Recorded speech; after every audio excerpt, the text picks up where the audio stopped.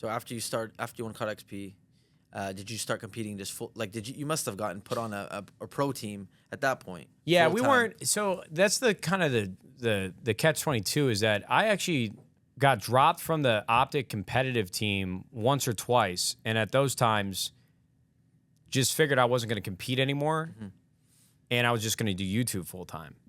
So you already thinking like that at that time? I was making like Black Ops 1 sniper montages, MW2 sniper montages. Okay, so you're already active on YouTube as well. Yeah, but I didn't want to leave OpTic. Okay, and were you making good money on YouTube at the time? No. Was it even monetized at that time? I mean, it had to be monetized a little bit, but I mean, I could go back and look at my channel, but I know I wasn't making much, but it was better than what I would have been making at McDonald's. Maybe like a couple thousand every single month, which at that time seemed like, it seemed like the world was in my hands. But, my history is kind of rough, but I went back and forth from doing YouTube full time to competing when I would convince people from game to game when a new title would release, like, yo, you got to play with me. Hector's going to let me do OpTic Nation or have a second team, even though the OpTic Gaming team is like Rambo, Scump, Merc, Big Timer. But then, I think if I remember correctly, I kind of leveraged the fact that me and Scump were doing YouTube together. I was trying to convince him, like, dude, I'm better than Rambo. Just be on my team, and then we could have that. And that's how Black Ops 2 sort of happened. Wow. So they dropped Rambo, and then it was me, Scump, Merc, and Big Timer. We won the first event of the year, which was like UMG Chicago in 2000. This is the event where Aches pushed me in that infamous YouTube video. And so it kind of just worked out in my benefit that I sort of had this like OpTic latched onto me and I'm latched onto OpTic. It was like, it was a healthy relationship, but it definitely gave me some like bargaining chips to like try to convince people to play with me instead of whoever was on the team at that time. Yeah, I mean, well, at that point, you said you went back and forth between content and being a pro. At that point, you mastered both. Right? You were like the biggest thing in gaming, and not to hype you up too much, but it's true. It's true. I mean, in a small pocket. No, but you were the superstar of esports. You were signed by Red Bull, right? At that time. So I mean, you definitely clearly figured it out. I mean, everyone remembers. I mean, even in big other games, like you always had that respect as a pro. Right, early on, and you were streaming and doing YouTube at that time, right? So that's obviously in the house, right? 60/50 you got on your on your knuckles. That was a huge time. I was just speaking to Hex about that a little bit in an episode I did with Hex, but that was a very interesting time. I guess you were sponsored at Red Bull before that, or when you moved in? I was sponsored by Red Bull. They coincided on the same timeline. I was sponsored by Red Bull at the house for sure. Okay, so I would assume at that time you're making more money off of streaming and YouTube than actual competing.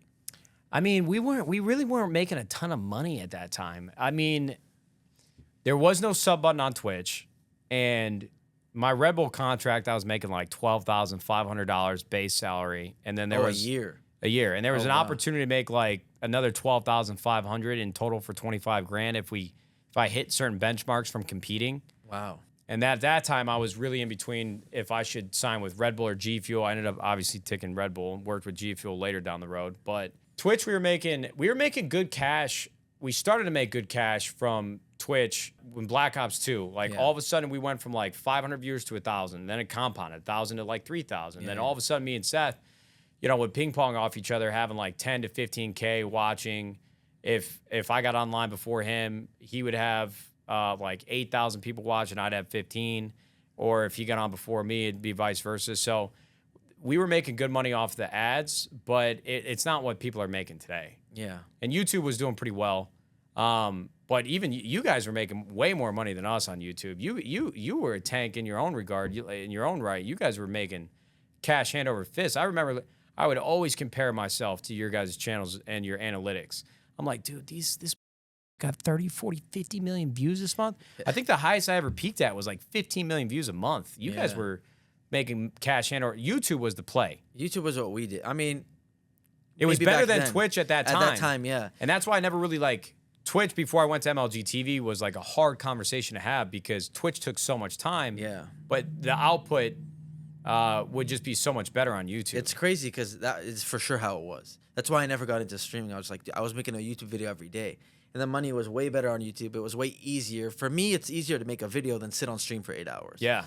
Now you could say, I think streaming now is now it's swapped. I think I see the money that I agree with that. now the money Depending that on people who make, you are. exactly. If you're that big now, I think you'll make more money on.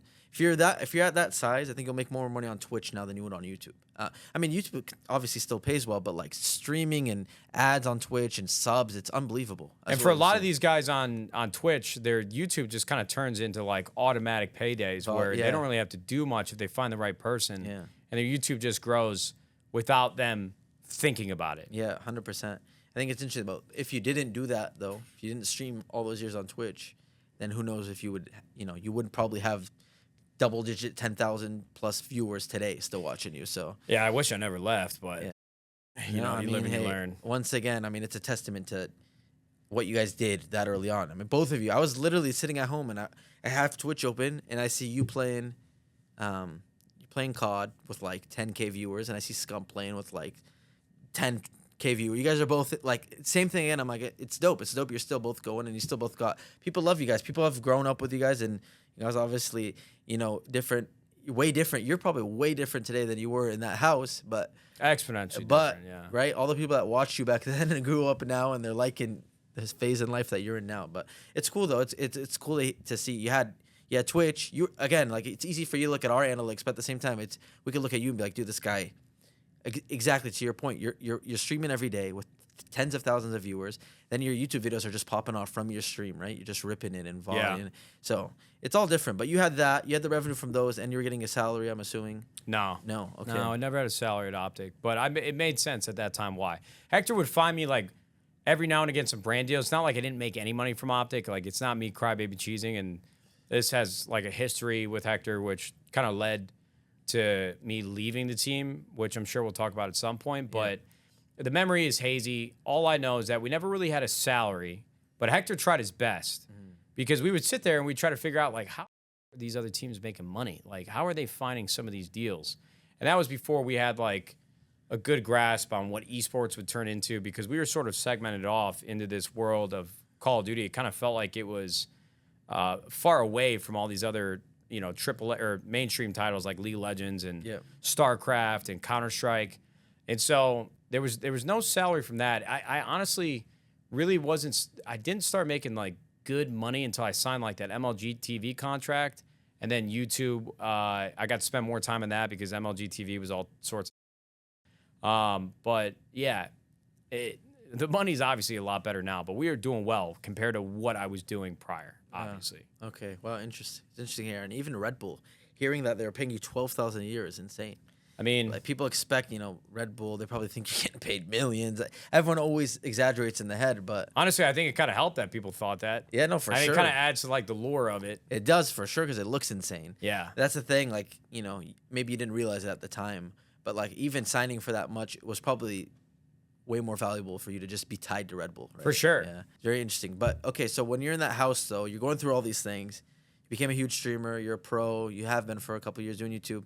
Was Hex, outside looking in, yeah, it seems like Hex was kind of like a father figure to everyone. Oh, yeah. What kind of role did he play in those years for you? Hector honestly helped me just through the small things that he would do for us and the small ways he would reply to people and talk to people. It kind of like, in certain ways, taught me how to be a man. It sounds odd because my dad is one of the strongest, hardest I know. Yeah. But we didn't spend a lot of time together. Like, I didn't ask my dad how to shave. I obviously didn't ask Hector, but from an analogy perspective, there were just things that I picked up off of Hector and the way he carried himself that made me want to be like him. Mm-hmm. And my dad, busts his entire life. And when you get home from work, you either go work a side job or he'd just be dead from working outside. And he would take us to all of like our basketball games, baseball games when I was in elementary school and playing like Little League and all that. And I feel very lucky that I had my dad and still have my dad today helping me like figure out if I need him to or not. But Hector definitely just being around him so often. He's like 10 years older than me. He had lived a lot of life. Him and I were probably like exact opposites in high school. Just the way that he carried himself, I was always attracted to that because I wanted to be like him. And if he were sitting here, I'd lie to him. But yeah, I I always felt very lucky to have spent a lot of time with Hector because he was quick with the joke too. He was always very witty. And I always wanted to be like that since I was so like quiet and reserved growing up. Yeah, you know, he was just in here. Obviously, I just finished filming with him. I was way out. It's funny to watch you guys interact because, like, you know, I obviously have nothing but respect for both of you, and you know, I've known both of you for so long. But you guys are very close. Obviously, you live together, and like you just described, right? He's kind of like a bigger brother, maybe your father figure he was when you were younger. Yeah. So it's funny to see you guys kind of like talk. You know, like you said, you wouldn't probably say this right now in front of him if he was in the room. Nah, I'd have to be talking. Yeah. Nah, we got similar sense of humor. Yeah. You know, he'd pick us up, like bring us to the mall before an event, go grab something. He's the reason why I bought my first nice watch. Spent like $2,500 on a Tissot like skeleton in the mall. And I was honestly, actually, that's one part that I wish I did not get from Hector is that he always had the mentality like money's gonna come and go, so like you might as well enjoy it. Yeah. And I used to be really cheap, and I'd be scared to spend any amount of money because I worked at McDonald's, bro. Like you're making minimum wage, making like $7.30. I would never spend or do anything that would ever put my money in jeopardy. But I got a little looser with it because of Hector. Yeah. I'm like, oh, this is nice. But I try to return that watch. He's like, no, don't be, hey, don't do that. So yeah, Hector was just always around, and that was actually one of my, when I look back on it, probably my favorite parts of being on OpTic. I can imagine, honestly. Yeah, he's just like, he's a good dude. He's like one of the guys. Like Yeah, you just yeah. want to be around. He's funny. He'll tell you like it is. And he's looking out for your guys' best interests.